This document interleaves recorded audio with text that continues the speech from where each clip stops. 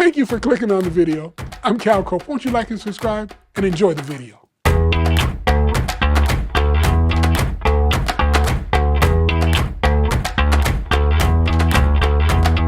Well, welcome back to How Love Can Last Forever After All. I'm Cal Cope. I know it's been a while since you've seen me, but I've been busy. So let me catch you up a little bit on how we got to where we are now.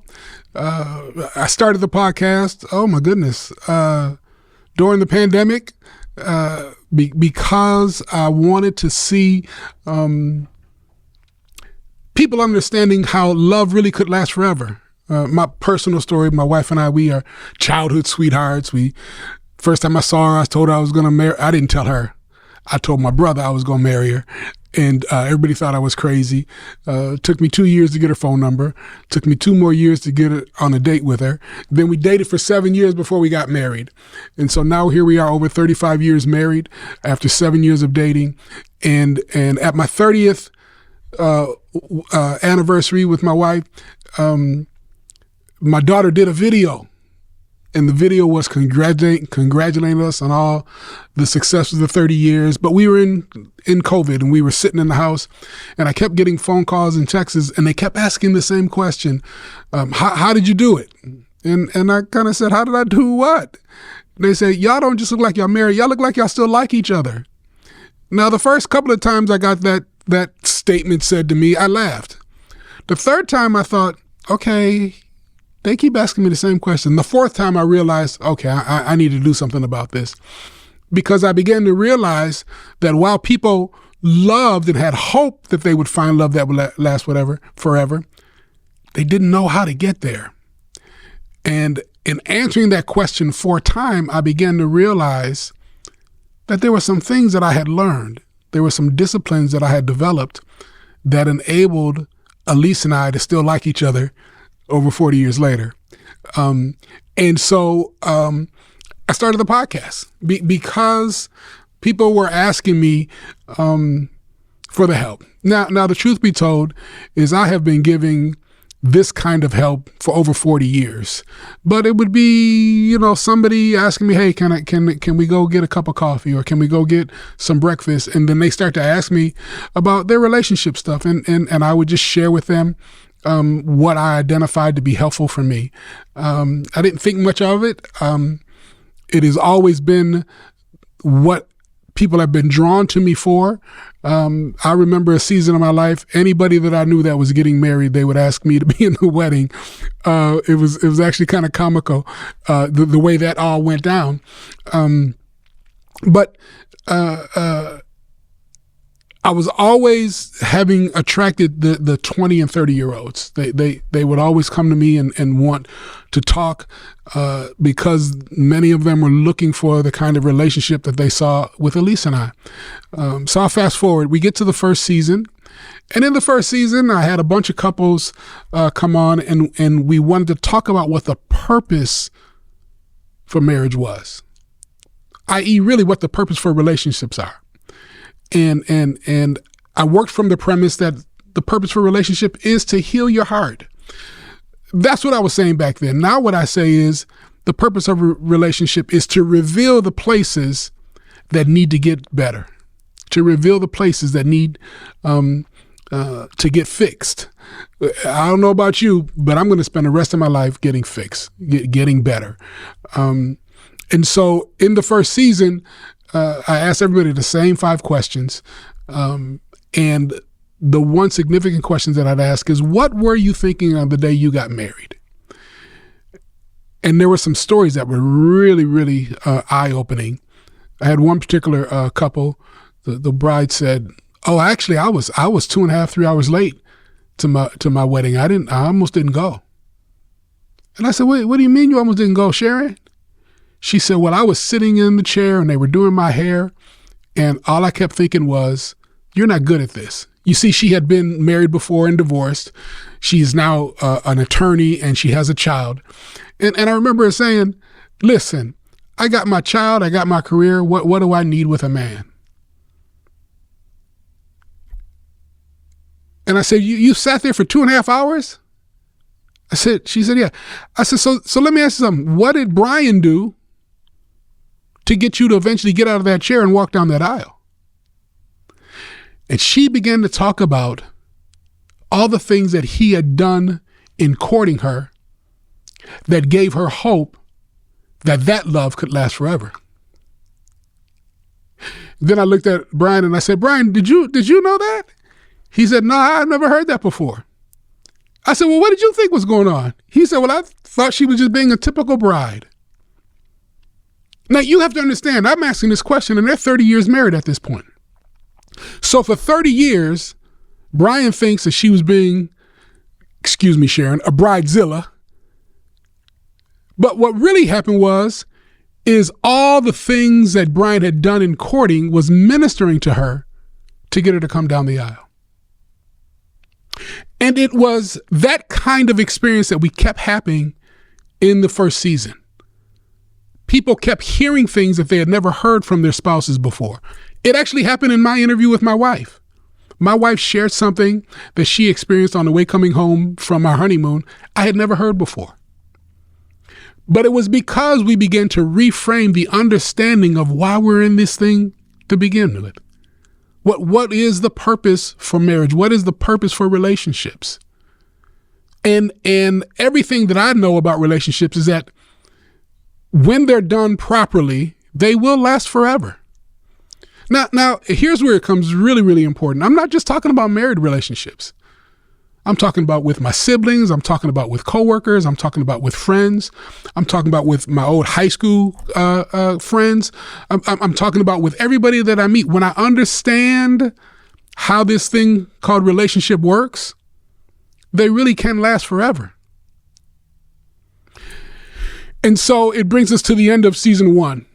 And the overwhelming response was this: thank you for giving me hope that love could last forever.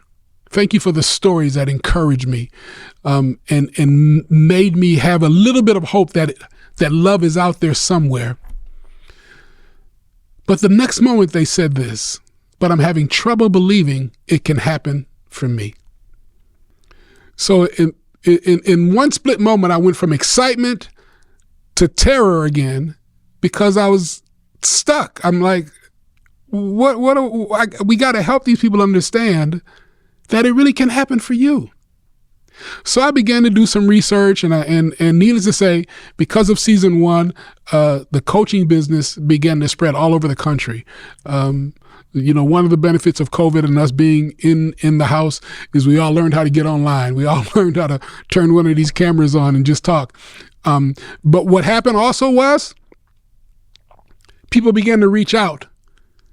They began to ask for help. How do I get what your interviews keep showing is out there? How do I get there? Now here's another thing that I found. They talk about how people have this keyboard courage. They get behind their computer screens and they'll say anything, no matter how outrageous it is or how divisive it is or whatever negative thing you want to put to it. But can I tell you this? That in my coaching business, what I found is when they were in the comfort of their own area and they had experienced somebody who really wanted to hear their heart. Because you do understand that being heard is so close to being loved that the two are almost indistinguishable. I'll say that again. When someone feels heard, it feels so much like love that it's hard to tell the difference. And so as a life and relationship coach, people would come to me and I would want to hear what is the heart issue. And instead of having keyboard courage to go all these negative things, they began to open up and share their most wounded places. And we began to be able to look at where the lies were coming from. Because you do understand that it's a lie that you can't have forever love. You do understand that it's a lie that you are supposed to be alone. Now, I want to emphasize this. Not everybody wants to get married. That's okay. But I have yet to meet somebody who wants to be alone. I have yet to meet somebody who does not want to have some connection that is fulfilling for them I have yet to meet somebody who does not want some place where they feel heard. And so, as I'm doing all of this coaching, the other thing that happened is I began to do some research and understanding, because I had, surprisingly enough, a lot of single people reach out to me. It wasn't married couples. It wasn't people who were engaged. It was single people who were tired of being on these dating apps and having, oh boy, some of the stories I could tell you would it probably wouldn't blow your mind. It blew my mind when I first heard it, but probably wouldn't blow your mind. But one of the things that I found out is that 90 million people every year get on dating apps. And 40 million of them are looking for lifelong partners. Now, as a person who sits on the NARMI board, National Association of Marriage and Relationship Education,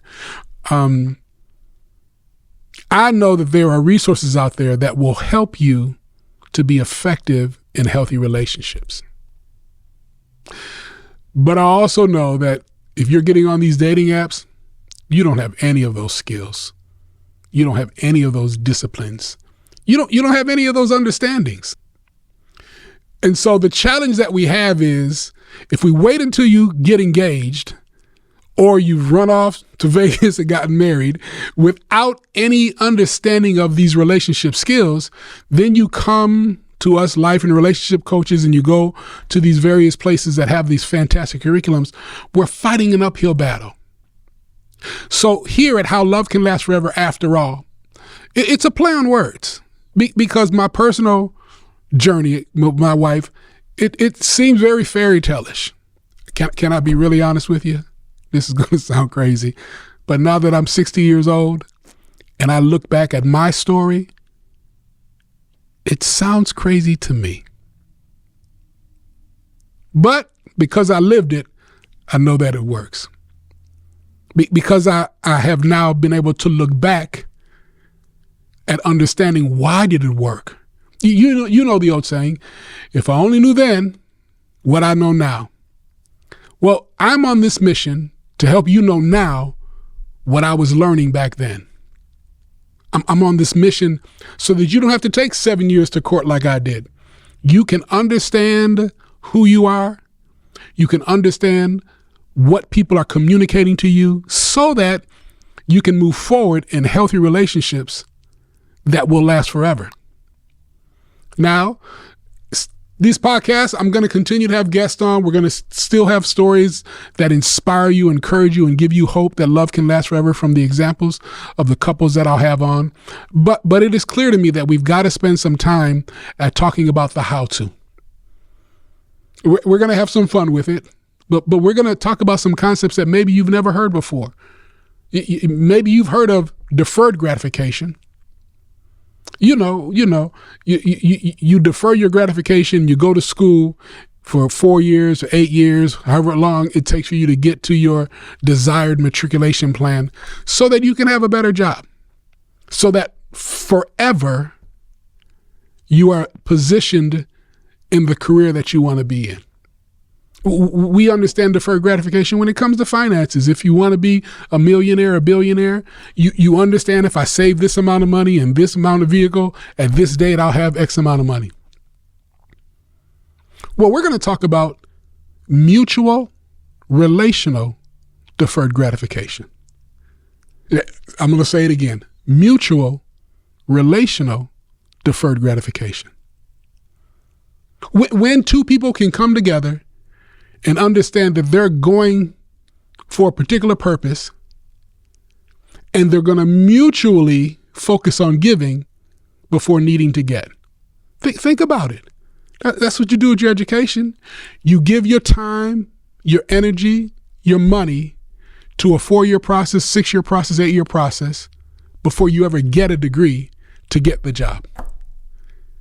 You have to give your money someplace so that it can grow before you can ever get it to spend it. The same thing holds true in relationships.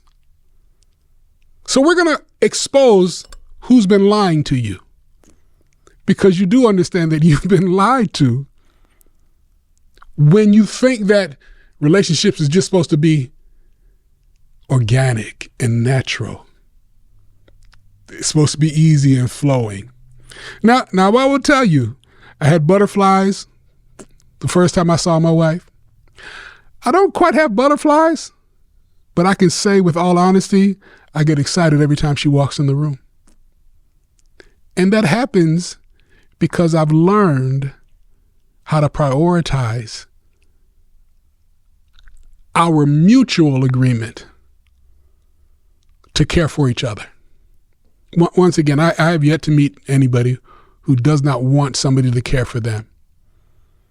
But the reality is nobody is teaching us how to care for somebody else. Here's the last thing I'll talk about in this opening episode of How Love Can Last Forever After All. The biggest challenge that we have in tackling this understanding that love can last forever is that the very place that I am telling you, you will get satisfaction, that you will get a place of peace, it's the very place that you probably got wounded. See, most of us, we get wounded in relationship.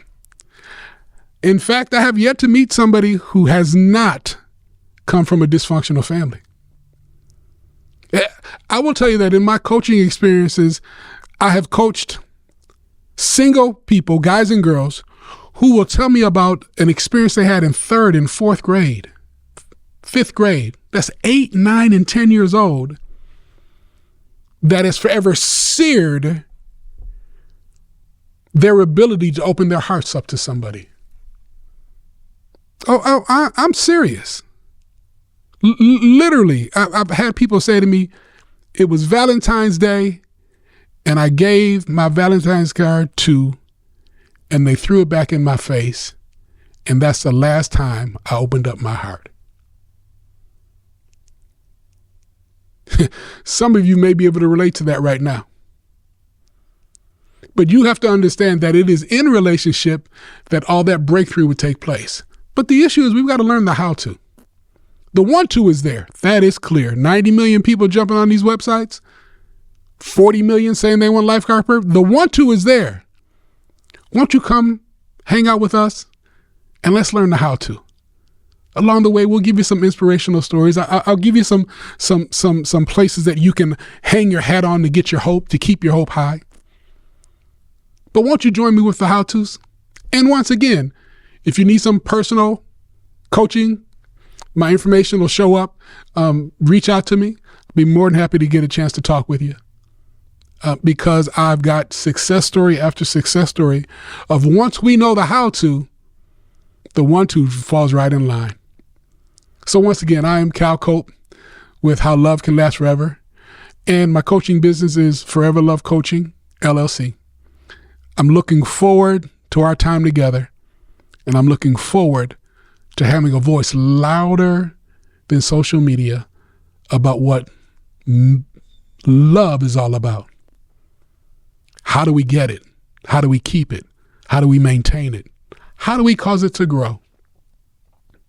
So if you've got questions, if you're feeling like you're confused, if you're feeling alone, understand that you are in the exact right place you need to be.